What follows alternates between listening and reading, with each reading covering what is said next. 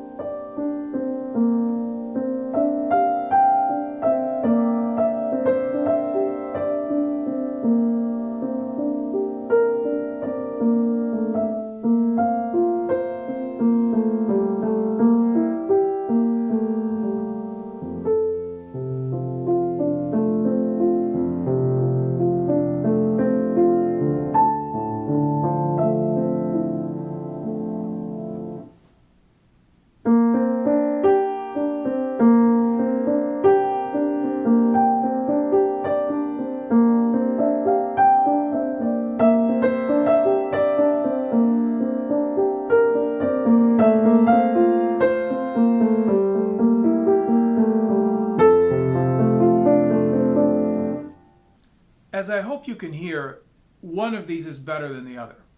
The first one is the way I like to hear it, and the second is more like someone who's struggling a little bit with the piano.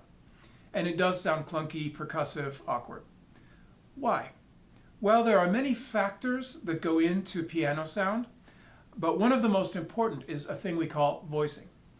And voicing is simply the process of deciding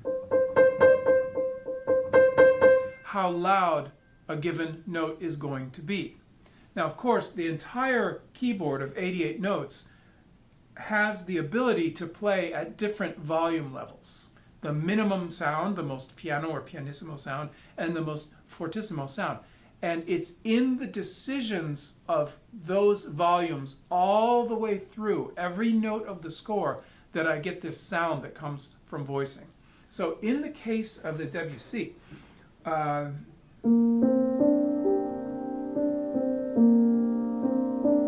choosing a much quieter sound for this accompaniment, and then when the melody comes in,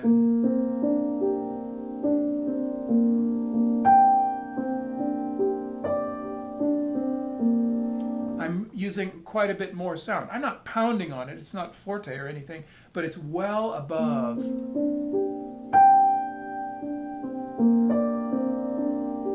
You hear that ringing of the melodic sound, as opposed to this,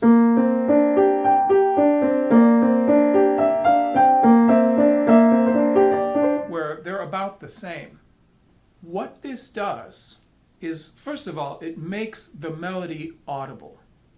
It makes the melody so that we can actually hear it. And one of the things you have to understand about the piano is that the lower you go, the lower the strings are, the more powerful the sound is. And the higher they are, the less powerful generally, and also the more quickly the sound will die out. The piano sound is always dying out. And so if I play the notes more or less equally, the lower sound will come through, and I'll have this kind of murky, clunky, awkward quality of sound. So I'm going to try to play the opening of this, and I'm going to try to play all the notes at an exactly equal level, and let's hear how it sounds.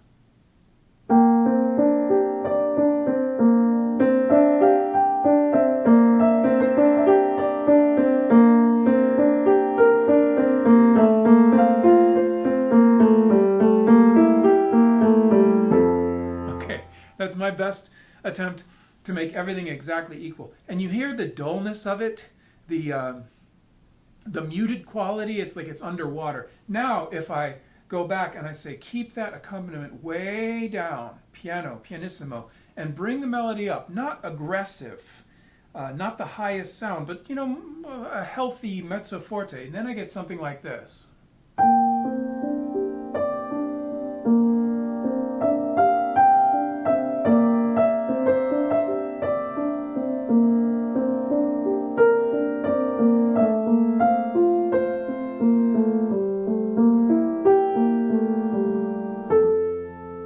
And now you can hear the melody ringing the entire time.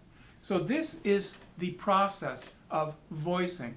And if I were to make rules or something like that about the piano, one of the rules I would make is that I am always voicing. I am always conscious of voicing. It's not something I do every once in a while, once or twice per page. It's a constant process in piano playing. Is the top always the part that is voiced or brought out? No. The interesting or melodic part of the music can appear at any place in the texture. So here, in this final measure on the page, we see a place where the melody goes to the left hand. And it's right at a page turn, so it's a bit tricky to deal with it. But that's the tune, and this is the accompaniment. So together.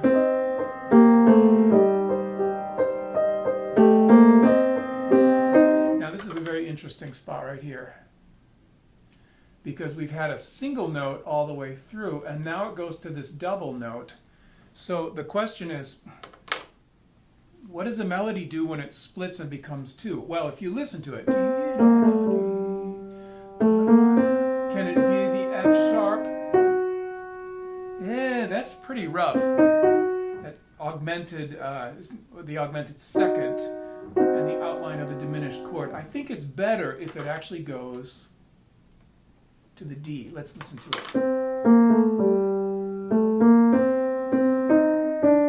That sounds more right, doesn't it? Let's play this whole thing.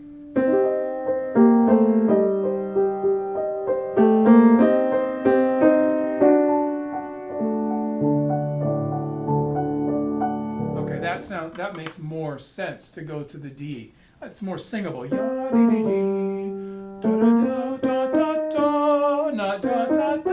Okay, so even there, I'm going to have to make some careful voicing decisions, sometimes bringing out a note that's in the middle of a chord, all right?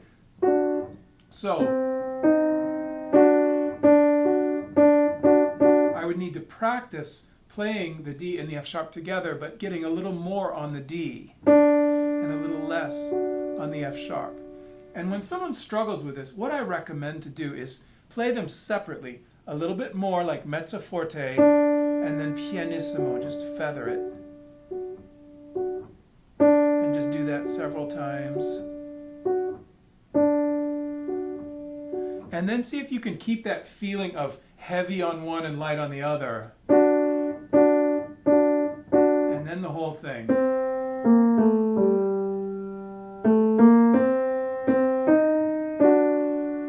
Okay, and now I've got more on that lower. And then the whole thing together.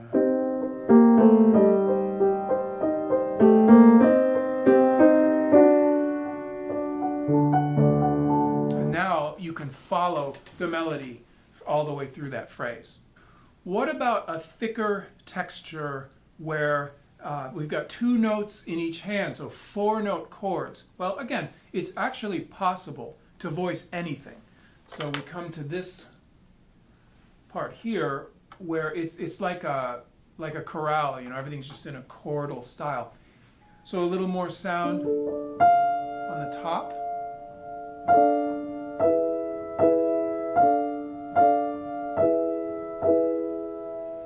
Now if I wanted to, I could voice the second voice from the top, the alto.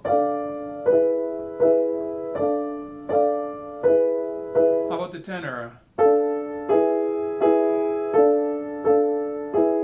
Or bass? Here, it's actually possible to voice anywhere within a harmony. That's a great exercise, by the way. Just take a 4-note chord and see if you can do this.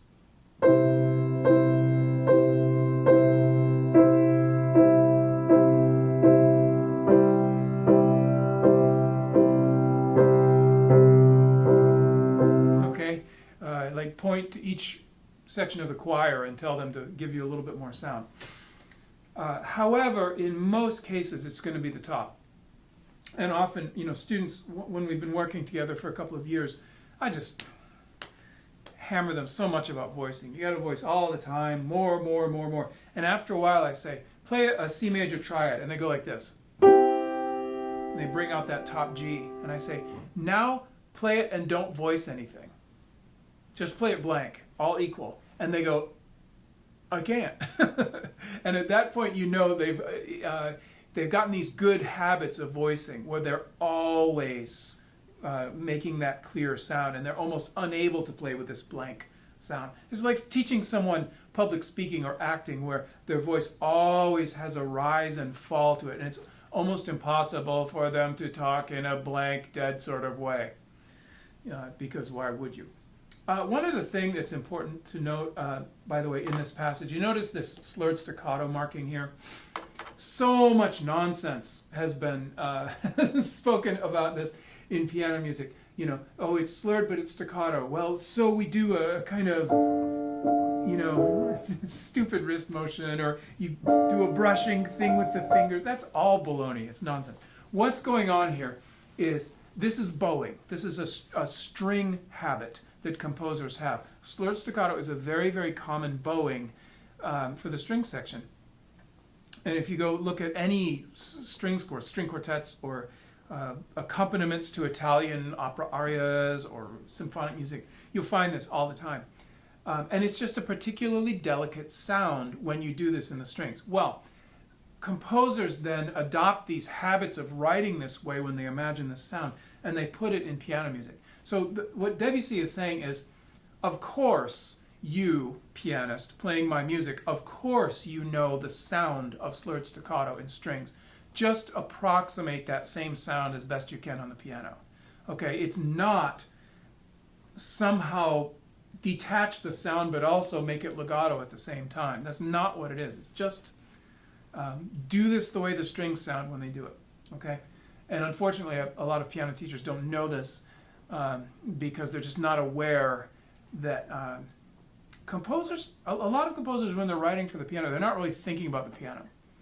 They're thinking about the broader world of music, and they're bringing in the habits of composing for ensembles and orchestra and stuff, and choral music when they do that. So voicing to the top of four-note textures is a very, very important skill. Later in the piece, we even see three-note chords in the right hand, and again, this is going to be a situation of voicing to the top. We're now in four sharps.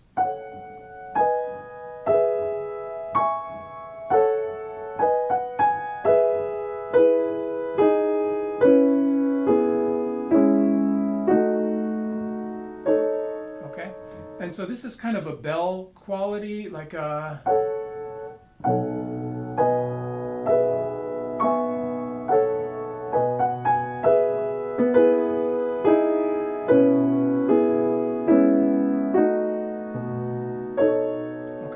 Now notice, if I just play this equally, how bad this passage will sound.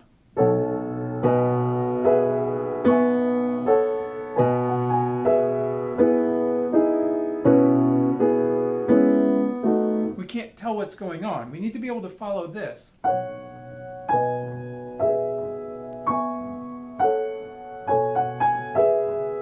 Okay, so again, that's the top that's going to be brought out in this case.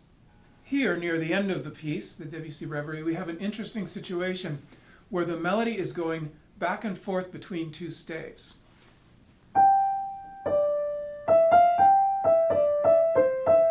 It's very recognizable. We know it from the beginning of the piece, so we know it's the theme, so we know it should be voiced. And yet we have these four-note ideas below and above. Okay, so just as a matter of notation, for some reason Debussy felt it was easiest to write it this way. The question is, does this end up being switched between the hands? So let's play through it and find out if that's the case. So I'm clearly going to start right hand here. Oh, but it makes sense for my left hand to take this one.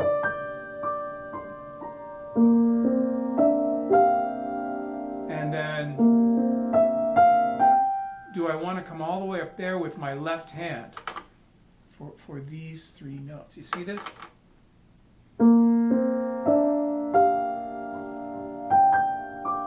It's probably easiest. The only other way is to try to get the eighth notes with the left hand, which I think is awkward. So yes, indeed, what we're going to do is we're going to go right hand to left hand to right hand to left hand to right hand to left hand. Okay, the melody is being passed back and forth between the hands. Is this a problem? Not physically. It's not hard physically, but it can be very disorienting mentally to make that switch. So when something like this happens, what I really recommend is that you exaggerate the dynamics a little bit, even though it may be ugly for a couple days, to forte and piano. So a lot of sound there, and now a lot of sound there.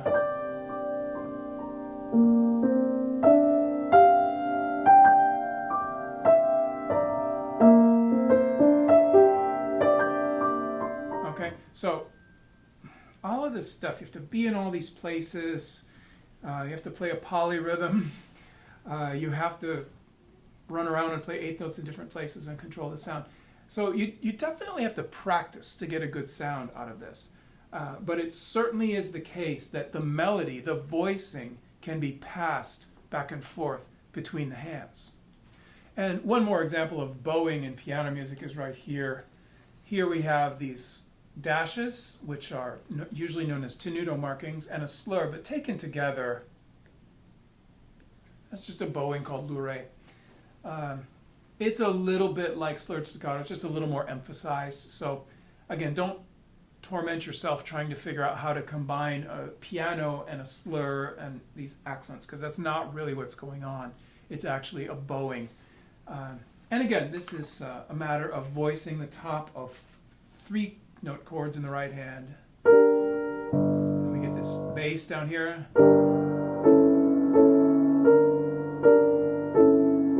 Now, the accent on the bass note, again, it's not so much about being forte. It's that we want to hear the G against that and against that.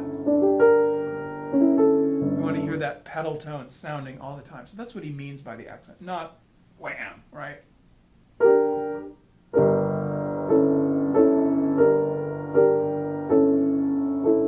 You hear that cool sound of the pedal point? That's exactly what he's trying to show. So again, bowing showing up in piano music. So voicing is the process of choosing how much sound individual notes get when they are melodically important, how to do it individually in larger chords, in the middle of the chord, and even passing back and forth between the hands. And this is one of the skills that makes piano playing sound great.